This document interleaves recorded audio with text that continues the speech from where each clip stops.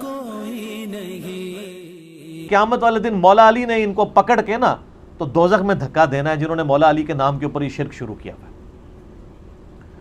لیکن اب ان کی زبانوں کو کون لگام دے؟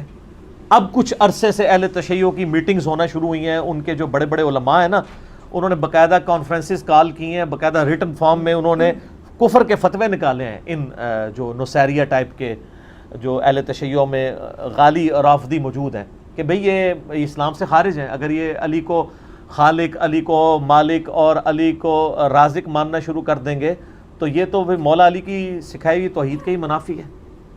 اور اس حوالے سے سید جواد نقوی صاحب حفظہ اللہ تعالی, میں ان کی بڑی قدر کرتا ہوں, انہوں نے بڑا دلیرانہ کام کیا ہے. پچھلے دنوں ہم نے ان کے مدرسے کا وزٹ بھی کیا تھا, وہ بھی میری ویڈیوز چڑھی ہوئی ہیں, ان کا باقاعدہ ویڈیو کلپ آیا ہے. اور اسی طریقے سے ثاقب اکبر صاحب کا بھی ویڈیو کلپ ایک آ چکا ہے, حیدر بھائی کا بھی ایک کلپ آیا جس میں انہوں نے بڑا سٹرکٹلی اس حوالے سے کہا یہ قرآن کی بھی تعریف کر رہے ہیں اور توحید کا جنازہ نکال رہے ہیں. یلغار تشیع کے اوپر ہے, قتل و غارت کی یلغار علیحدہ ہے, تفرقے کی یلغار علیحدہ ہے, اور گمراہی کی ایک یلغار بہت شدت کے ساتھ پورے عالم میں ہے, اور خصوصاً پاکستان میں, اور جہاں جہاں پاکستانی مقیم ہیں ان کے اندر یہ یلغار ہے. وہ ہے نصیریت کی, کفر و شرک کی. شرک بیان کرتے ہیں. نصیری یعنی جو علی اللہ کہتے ہیں, نعوذ باللہ, علی اللہ. مثلا ائمہ اطہار کا نام کیسے لیں گے؟ وہ کہیں گے حسین جل جلالہ, نعوذ باللہ, اللہ یعوذ باللہ, علی جل جلالہ. یہ عام مجالس کے اندر ذکر ہوتا ہے, نیچے بیٹھے ہوئے لوگ ہیں, اس کو کوئی احساس ہی نہیں کرتے. یہ چپ رہنا حرام ہے, علماء کے لیے بھی دوسروں کے لیے بھی. علماء, ہمارے علماء سخت خوفزدہ ہیں, عوام سے بہت خوفزدہ ہیں, بولتے نہیں ہیں, تقیہ کرتے ہیں بے جا طور پر, اور ان کی آنکھوں کے سامنے آپس میں نجی محفلوں میں بیٹھ کر افسوس کر رہے ہوتے ہیں, ایک دوسرے کو سناتے ہیں فلاں ذاکر نے فلاں مجلس میں یہ کفر کہہ دیا. وہ بھئی کفر کہہ دیا, یہاں بیٹھ کر بات کر رہے ہو, وہاں کیوں نہیں کی؟ بعض کہتے ہیں جی ہم خود بیٹھے ہوئے تھے, ہماری موجودگی میں یہ بات کر کے چلا گیا. کیوں کر کے چلا گیا؟ مجالس امام حسین میں کفر اور شرک بیان ہو اور مومن بیٹھے رہیں, دیکھتے رہیں, یہ کس کام کے عزادار ہیں؟ امام حسین مدینہ میں بیٹھ سکتے تھے, یزید کو تحمل نہیں کیا, برداشت نہیں کیا. وہ جو بظاہر کلمہ پڑھتے تھے, آپ کفر کو امام حسین کے نام پر برداشت کر رہے ہو. کیا تعلق ہے امام حسین سے؟ شرک کو امام حسین کی مجلس میں برداشت کر رہے ہو, اور نیچے سے داد بھی دیتے ہو, نیچے سے واہ واہ بھی کرتے ہو. ہر مومن باقاعدہ جہاں کفر و شرک بیان ہو, مومنین باقاعدہ قیام کریں, نہی عن المنکر کریں. تشیع کو مسخ کر رہے ہیں, تشیع کو مٹا رہے ہیں, تشیع کی جڑ ختم کر رہے ہیں. یہ جو تکفیریت کو بہانہ ملتا ہے کہ یہ کافر ہیں, یہ کفر بیان کرتے ہیں, یہی لوگ ان کو بہانہ دیتے ہیں. یہ کفر و شرک بیان کرنے والے ممبروں پر یہ بہانہ دیتے ہیں, وہ ان کی مجالس ان کی باتیں پیش کرتے ہیں, اور یہ کفر ہے. تشیع کی نگاہ سے بھی سری کفر ہے اور شرک ہے یہ جو بیان کرتے ہیں نصیریت. اور اس کو سننے والا وہ شریک جرم ہے ان کا. ماننے والا تو کافر ہو ہی جاتا ہے, سن کے چپ رہنے والا بھی شریک جرم ہوتا ہے اس کے اندر.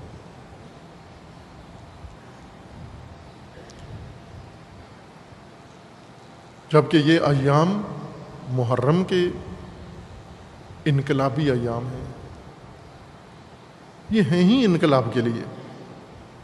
سید الشہداء کا قیام تاریخی انقلاب, تاریخ کا منفرد معرکہ, اس کا ذکر ہوتا ہے, اس کی یاد میں یہ سب کچھ ہوتا ہے, اور وہی چیز بیان نہیں ہوتی جو اس کی اصل پہچان ہے. وہی انقلاب ذکر نہیں ہوتا جو امام حسین علیہ السلام نے برپا کیا ہے, جس کا حکم دیا ہے. وہ اصل موضوع کے طور پر پیش ہونا چاہیے. توحید اور شرک کا موضوع ہے۔ مکتب اہل بیت اطہار مکتب توحید ہے۔ اہل بیت اطہار کے اقوال، ان کے اعمال سب کے سب خدا کی رضا کے لیے تھے۔ آپ واقعات سنتے ہیں، اس غزوہ خندق میں جب اس لعین نے جسارت کی، گستاخی کی مولا کائنات کے ساتھ، تو مولا اٹھ کے کھڑے ہو گئے، بعد میں کچھ دیر کے بعد اسے قتل کیا، اور لوگوں نے بعد میں جب سوال کیا تو جواب یہ ملا کہ جب اس نے میری گستاخی کی تو پہلے اس کو خالص اللہ کی خاطر مار رہا تھا، لیکن جب اس نے گستاخی کی تو میرا اپنا ذاتی غصہ بھی شامل ہو گیا، اور میں اٹھ کے کھڑا ہو گیا، مولا فرماتے ہیں، جب تک کہ میرا غصہ چلا نہیں گیا، تاکہ میں اس لعین کو ماروں تو صرف اور صرف اللہ کی رضا کے لیے ماروں۔ یہ کمال توحید ہے انسان کی گفتار میں، انسان کے اعمال میں۔ لیکن اگر مکتب اہل بیت میں عرض کیا کرتا ہوں اصل اسلام ہے، تو پھر شیطان کی اصل دشمنی بھی اسی مکتب کے ساتھ، اور اس کسی بھی مکتب کو خراب کرنا، اس کا آسان طریقہ اور خطرناک ترین طریقہ یہ ہوتا ہے کہ اسی مکتب کی جو مقدسات ہیں انہی کا نام لے کر، انہی ہستیوں کا نام لے کر اس مکتب کے ماننے والوں کو خراب کیا جائے۔ جیسے حضرت عیسیٰ کے نام پر قرآن بتاتا ہے شیطان نے عیسائی قوم کو مشرک بنا دیا۔ آج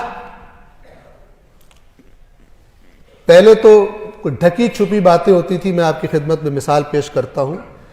اس قدر ہٹ دھرمی اور جسارت بڑھ گئی ہے کہ روشن اور واضح، جس میں کوئی شک اور تردید نہیں کر سکتا، وہ شرک بعض منبر پر آنے والے بیان کر دیتے۔ تو یہ بات کرنا ذمہ داری ہے۔ یاد رکھیے قرآن مجید کا اعلان ہے کہ کوئی اگر گناہگار انسان خدا کی بارگاہ میں آئے گا، ایک شرک کے بارے میں اللہ فرماتا ہے کہ یہ جو لے کر آئے گا میری بارگاہ میں، اس کو تو میں نہیں چھوڑوں گا، یہ جہنمی ہے، مشرک پر جنت حرام ہے۔ شرک کے علاوہ جو گناہ ہوں گے خداوند عالم اپنے معیارات کے مطابق جسے چاہے گا معاف کر دے گا، لیکن مشرک جان لے کہ معافی ہے ہی نہیں، شرک معاف نہیں کیا جائے گا۔ تو ایک شخص آتا ہے منبر پر، اور آپ دیکھ سکتے ہیں سوشل میڈیا پر یہ کلپ اب وائرل ہے، کوئی ڈکی چھپی بات نہیں ہے۔ ایک شخص آتا ہے اور ہزاروں کے مجمع کے سامنے مولا کائنات کے فضائل کے نام پر کہتا ہے، آپ کلمہ کیا پڑھتے ہیں؟ اشہد اللہ الہ الا اللہ، یہاں سے کلمہ شروع ہوتا ہے نا۔ کیا مطلب ہے اس کا؟ میں گواہی دیتا ہوں کہ کوئی معبود نہیں سوائے اللہ کے۔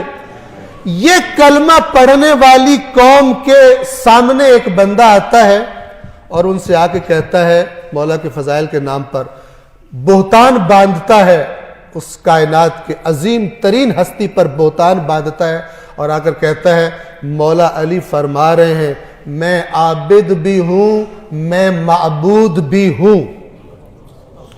فرما رہے ہیں میں وہ عابد ہوں جو معبود بھی ہے، معبود یعنی جس کی عبادت ہوتی ہے۔ وہ قوم ہزاروں افراد کے جو کلمہ پڑھتے ہیں تشہد میں ویسے اشہد اللہ الہ الا اللہ، وہ اٹھ کے اس کو داد دیتے ہیں۔ ان عقلوں پر ماتم کی ضرورت ہے۔ ایک نوحہ اس پر بھی لکھا جائے اور ماتم کیا جائے کہ کھلے عام شرک بکنے والوں کو داد دینا اور ان کو مہنگی فیسیں دے کر ان کو دعوت دے کر بلانا، یہ قوم کدھر جا رہی ہے؟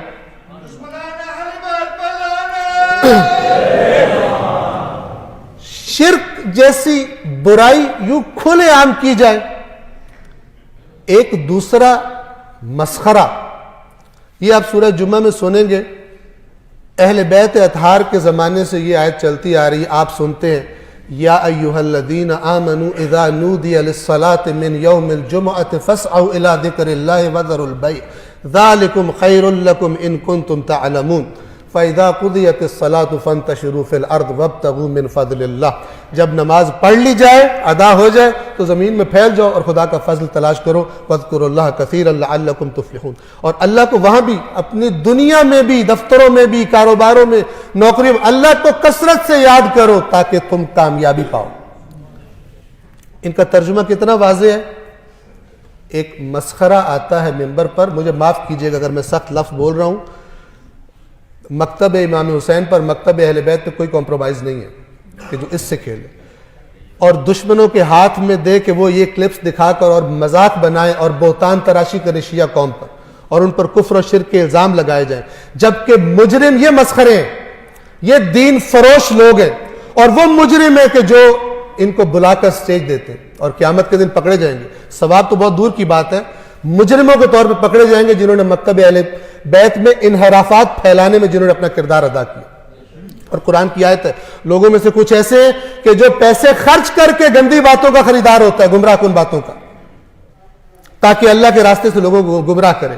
ایک مسخرہ آتا ہے اسٹیج پر اور وہ آ کر کہتا ہے کہ یا ایھا الذین آمنوا اذا نودی, مولوی نے تمہیں غلط ترجمہ بتایا اس آیت کا, میں تمہیں صحیح ترجمہ بتا رہا ہوں. وہ ترجمہ کیا ہے کہ جس جمعے کو امام زمانہ ظہور کریں گے, یہ میں غلط کہہ رہا ہوں, کوئی اس پہ داد نہ مجھے دے دے, ہر جگہ یہ حادثہ میرے ساتھ ہو جاتا ہے, میں غلط بات بتا رہا ہوں تو غلط بات پر بھی لوگ داد دے دیتے ہیں. یہ جو میں بات بتا رہا ہوں یہ جھوٹ ہے, یہ تحریف قرآن ہے, اس میں کوئی داد نہ دے. یا ایھا الذین آمنوا کہتا ہے وہ جھوٹا, وہ کہتا ہے کہ, اور یہ کلپ بھی وائرل ہے, اے ایمان والو جب جمعے کے دن جب امام زمانہ ظہور کریں گے, یہ آیت اس جمعے کے بارے میں ہے, یہ جمعے کی نماز کے بارے میں نہیں ہے, یعنی جمعے کی نماز ہی نہ پڑھو. جب جمعے کے دن ظہور کے وقت تمہیں ندا دی جائے تو اپنے امام کی طرف دوڑ پڑو, وذروا البیع, آج تک اس کا ترجمہ یہ تھا کہ خرید و فروش ترک کر دو. یہ صاحب فرماتے ہیں کہ اگر کسی اور کی بیعت کی ہوئی ہے وہ بیعت توڑ دو, اس بیع کو, تجارت کو بیعت بنا دیا. تم نے کسی کی بھی بیعت کی ہوئی ہے, کوئی حلف اٹھایا ہوا ہے, اس کو توڑ دو, امام زمانہ کی بیعت کرو.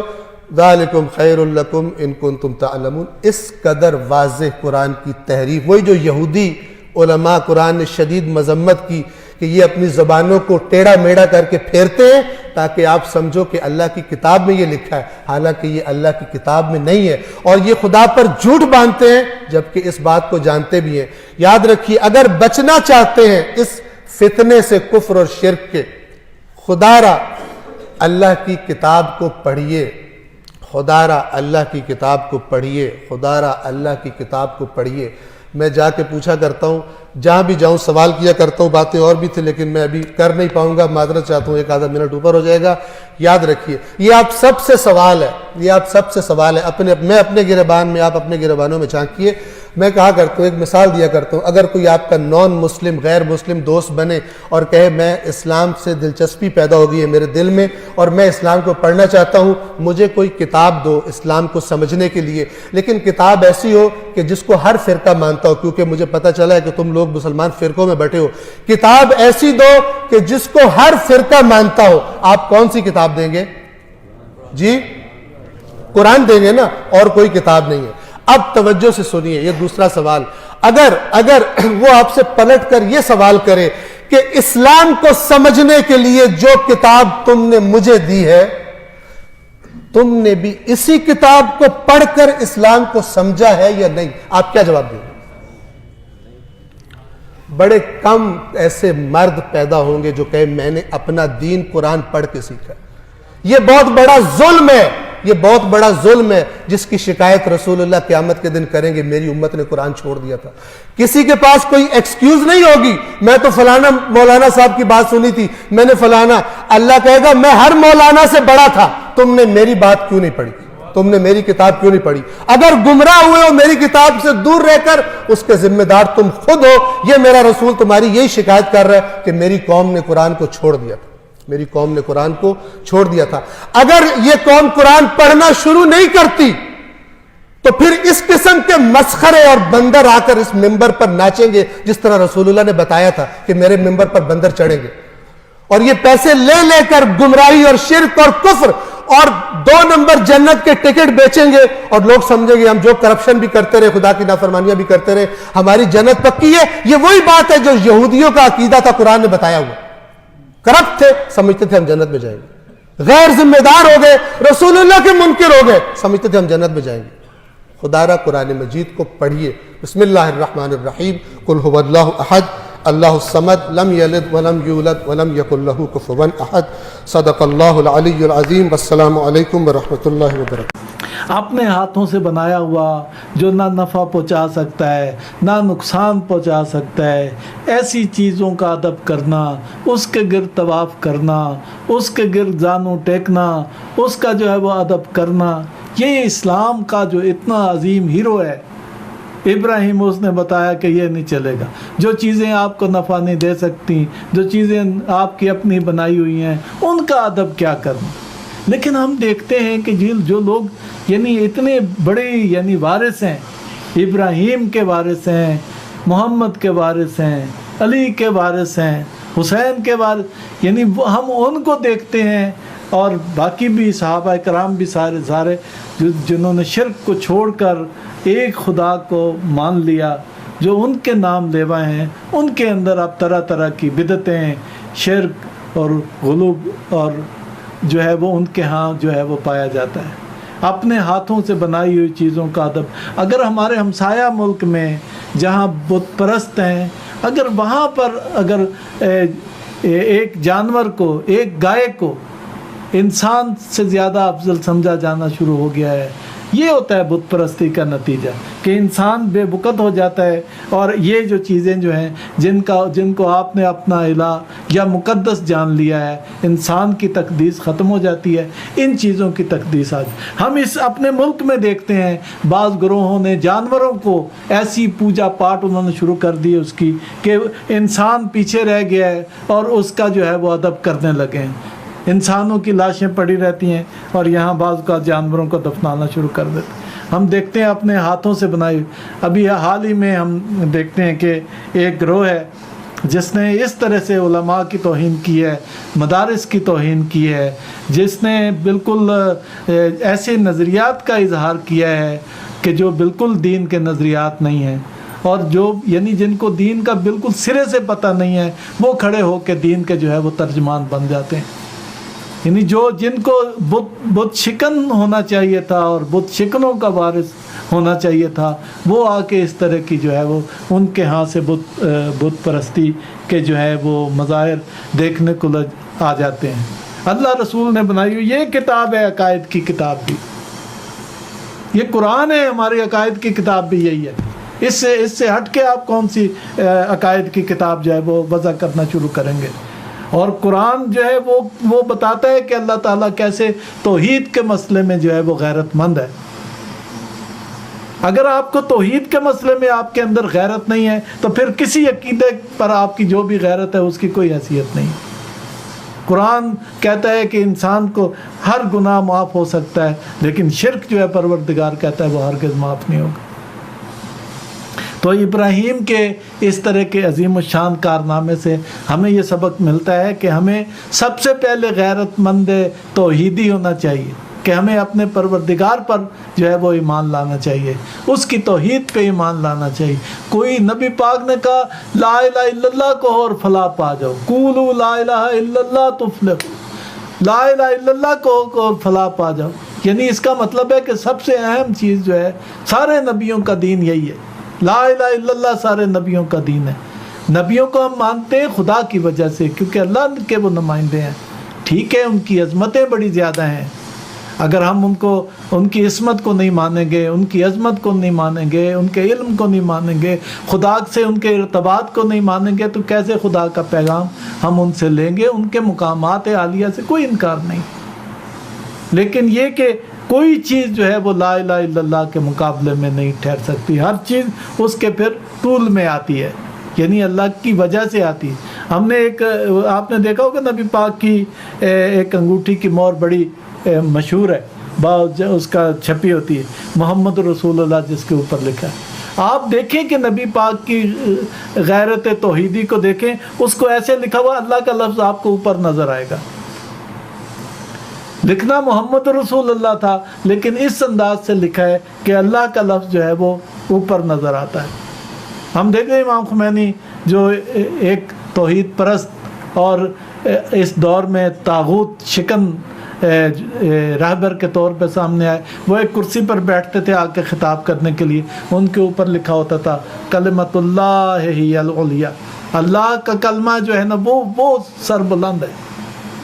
آپ غور کریں کہ کیسے نبی پاک نے یعنی جب بت خود گرا سکتے تھے سارے وہ گرا دیے, توڑ دیے لاٹھی مار کے. ایک بت خانہ کعبہ میں اوپر تھا, اس کو گرانے کے لیے علی سے کہا یہاں پہ چڑھ جاؤ. علی نے پاؤں رکھے مہر نبوت پر, نبی کے حکم پر, تاکہ بت کو توڑ دیا جائے. تو اسی علی کے نام پر, اسی محمد کے نام پر, اسی کی محبت کے نام پر جو ہے وہ بت شکنی کو اس ملک میں جو ہے وہ فروغ دیا جا رہا ہے. اہل البیت کے مانو. کیا کہا آخری وقت میں امام حسین نے؟ بسم اللہ و باللہ و علی ملت رسول اللہ. ان لفظوں سے امام حسین کا تاریخ میں لکھا ہے سب سے پہلا لفظ, یعنی بڑے ہو گئے تھے عام بچوں سے, آپ نے دیر سے بولنا شروع کیا, اور آپ نے جو سب سے پہلا کلمہ کہا, نبی پاک ایک مسجد میں تشریف لے کے گئے اور آپ کو اتارا, اور آپ کے ساتھ آپ کندھے پہ تھے اور اتارا نماز پڑھانے کے لیے, تو آپ کو ساتھ کھڑا کیا تو نبی پاک نے کہا اللہ اکبر. امام حسین نے کہا بے ساختہ اللہ اکبر. تو نبی پاک کو بڑا اچھا لگا, 7 مرتبہ آپ نے اللہ اکبر کہا, امام حسین نے 7 مرتبہ اللہ اکبر کہا. ہمیں یہ ذہن میں رکھنا چاہیے دین وہ ہے جس کو ہم کہتے ہیں بچانے کے لیے, اسلام وہ ہے جس کو بچانے کے لیے امام حسین نے اپنی جان قربان کی ہے. امام حسین کے بعد کی تاریخ سے اسلام تلاش نہ کرو, اس اسلام کو تلاش کرو جس کو امام حسین نے بچانے کے لیے قربانی دی ہے.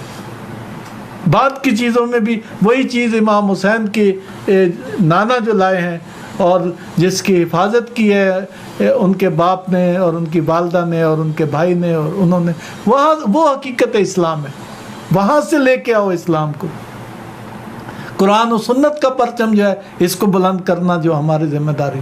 اللہ نے کہا ہے کہ نبی کا اسوہ تمہارے لیے جو ہے وہ اسوہ حسنہ ہے, ان کی پیروی کرو, ان کا اسوہ حسنہ کو اختیار کرو. لہذا یہ ایک اور چیز بڑی اہم ہے, وہ یہ کہ پہلے چیزیں کہتے ہیں نبیوں پاک لوگ ہوتے تھے, مقدسین ہوتے تھے, ان کی تماثیل بنا لیتے تھے. ابراہیم نے ان کو تماثیل کہا, یعنی ایسے بنائی ہوئی اپنے ہاتھوں کی چیزوں کو تماثیل کہتے ہیں جن کے اندر جان نہیں ہوتی. تو یہ خانہ کعبہ میں بھی لگی ہوئی تھی, انبیاء کی تصویریں بھی لگی ہوئی تھیں, کئی کہتے ہیں اس کے اوپر کندھا تھی. آپ نے بہت ساری کی ساری تصویریں بھی توڑ دی, وہ بھی مٹا دی اور خانہ کعبہ کو صاف کر دیا. یہ ہوتا یہ ہے کہ پہلے فلاں چیز مقدس ہے, اس کی نسبت سے فلاں چیز مقدس ہو گئی, پھر اس کی نسبت سے مقدس ہو گئی, پھر اس کی نسبت, پھر توجہ ادھر رہ گئی خدا کی طرف. اور اصل جہاں جو اللہ جو ہے جس کے بارے میں کہا کہ وہی اس کا نام جو ہے وہ سب سے مقدس نام, اس طرف سے توجہ ہٹ جاتی ہے. بت پرستی کیا ہے؟ اس کا یہ بت ہے, اس کا یہ بت ہے, اس کا یہ بت ہے. ہم نے بھی مقدس چیزیں ایک یہ بنائی ہوئی ہے, ایک یہ بنائی ہوئی ہے, ایک یہ بنائی ہوئی. حد ہو گئی ہے ان کے اوپر. اسی طرح سے جا کے ان اپنے ہاتھوں سے بنائی ہوئی چیزوں کو آج مسلمان جا کے ان کے اوپر کھانے رکھتے ہیں, جیسے یہ بت پرست بتوں کے پاس حضور جا کے وہ کھانے رکھتے تھے کہ جی یہ تبرک ہو گیا ہے, خاک تبرک ہو گیا بتوں کے حضور کھانا رکھ کے. یہ اسی کے خلاف تو ساری جنگ ہے, ساری توجہ تو اس طرف ہو جاتی ہے. اٹھیں علماء کرام, نکلیں توحید کے پرچم بردار, روکیں ان کو, کوئی تعلق نہیں ہے ان کو. یا سر جھکانا ہے اللہ کے حضور میں توحید پر, یا ان کا یہ کہیں کہ ہمارا کوئی تعلق نہیں قرآن حکیم کی توحید پرستی سے اور انبیاء کی توحید پرستی سے, اہل البیت کی توحید پرستی سے. بت تو محمد مصطفیٰ کے یعنی کندھوں پہ کھڑے ہو کے علی نے توڑ دیا ہے. اس امام کا نام لے کے آپ ہمیں شرک کی دعوت دیتے ہیں. علماء کو چاہیے کہ ایسے موقع پہ اللہ کے نبی نے فرمایا ہے کہ جب بدعتیں پھیل رہی ہوں تو علماء کی ذمہ داری ہے کہ اپنے علم کو ظاہر کریں. اس ملک میں بڑے بڑے اہل علم موجود ہیں. یہ موقع ہے کہ ایسے موقع پہ جب بڑی جرت پیدا ہو گئی ہے ان لوگوں میں جو شرک کے مظاہر کی حفاظت کرتے ہیں اور اس کو مقدس کرتے ہیں اور ان کو مربوط کرتے ہیں ایسی ہستیوں کے ساتھ جو توحید کے علمبردار تھے۔ امام مہدی علیہ السلام توحید کے علمبردار ہوں گے، عیسیٰ علیہ السلام آئیں گے تو وہ توحید کے علمبردار ہیں۔ قرآن کہتا ہے عیسیٰ سے کہ تم نے کہا تھا کہ مجھے اور میری ماں کو جو ہے وہ خدا بنا لو، تو اللہ وہ کہتے ہیں نہیں یا اللہ، میں نے تو جو تو نے مجھے کہا وہ میں نے اس قوم کو کہا، میں نے تیری عبادت کی طرف لوگوں کو دعوت دی، میں نے کہا ہوتا تو تجھے علم ہوتا۔ یعنی اس طرح اپنی ایک قرآن حکیم میں ہے کہ صفائیاں پیش کر رہے ہیں، میں نے تیری عبادت کی دعوت دی ہے۔ وہ عیسیٰ آئیں گے اور اس مہدی کے پیچھے جو ہے وہ نماز پڑھیں گے۔ ہم کیسے کہہ سکتے ہیں کہ یہ آئیں گے تو یہ ان چیزوں کو جو تم نے بنائی ہوئی ہیں اپنے ہاتھوں سے اور ان کو مقدس قرار دیتے ہو، ان کے اوپر اچھاڑ چڑھاتے ہو، ان کے اوپر دوپٹے ٹانگتے ہو، ان کے ساتھ کھانے باندھتے ہو اور لوگوں کو محروم کرتے ہو، یہ تم نے بت پرستی جو ہے اس میں شروع کر دی۔ علماء کو چاہیے کہ اپنے علم کو ظاہر کریں، علماء کو چاہیے لوگوں کو گمراہ ہونے کو بچائیں۔ کوئی اس میں یعنی ابراہیم اگر آگ میں کود سکتے ہیں توحید پرستی کا پرچم بلند کرنے کے لیے اور توحید پرستی کا علم بلند کرنے کے لیے، تو ہم بھی یہ توحید پرستی کا پرچم جو ہے وہ بلند کر سکتے ہیں۔ لیکن جو علماء ہیں ان کی ذمہ داری یقیناً اس میں زیادہ ہے کہ وہ اس میں بلند ہوں اور وہ نکلیں۔ میں یہاں واضح کر دوں، غازی عباس کا علم حق کا علم ہے۔ دنیا میں جہاں حق ہے وہاں اس کا ساتھ دو، دنیا میں جہاں طاغوت ہے وہاں اس کے خلاف اٹھو۔ غازی عباس سچ اور حق کی حمایت میں باہر نکلے تھے، انہوں نے اسلام اور محمد مصطفیٰ کے ساتھ جو وفا کی ہے وہ حق کے ساتھ وفا کی ہے۔ آج بھی دنیا میں حق و باطل کا مارکا جو ہے وہ گرم ہے۔ یہاں پہ جو لوگوں نے طاغوت کے خلاف سینہ سپر ہوئے ہیں ان کے خلاف ان لوگوں نے ہرزہ سرائی شروع کر دی ہے۔ دنیا میں جو استعمار ظلم کے خلاف اٹھے ہیں ان کے خلاف انہوں نے ہرزہ سرائی کی ہے۔ امام زمانہ آئیں گے تو ان کے بارے میں واضح ہے کہ دنیا جیسے ظلم و جور سے بھری ہوگی وہ اسے عدل و قسط سے بھر دیں گے۔ دین کا تعلق کسی خاص ملک سے، کسی خاص وطن سے، کسی خاص علاقے سے نہیں ہے۔ اگر اس طرح سے ہو تو یہ قرآن تو عربی میں ہے، مکہ اور مدینہ میں نازل ہوا ہے، ہمارا کیا رشتہ ہے اس کے ساتھ؟ دین سرحدوں سے ماورا ہے، یہ آسمانی ہدایت کا نام ہے، اور لوگوں کو بالکل گمراہ جو ہے وہ جو کرنے کی کوشش کی گئی ہے، اس کو ہم فرزندان توحید ہم اس کو کسی صورت قبول نہیں کریں گے۔ والسلام علیکم ورحمۃ اللہ وبرکاتہ۔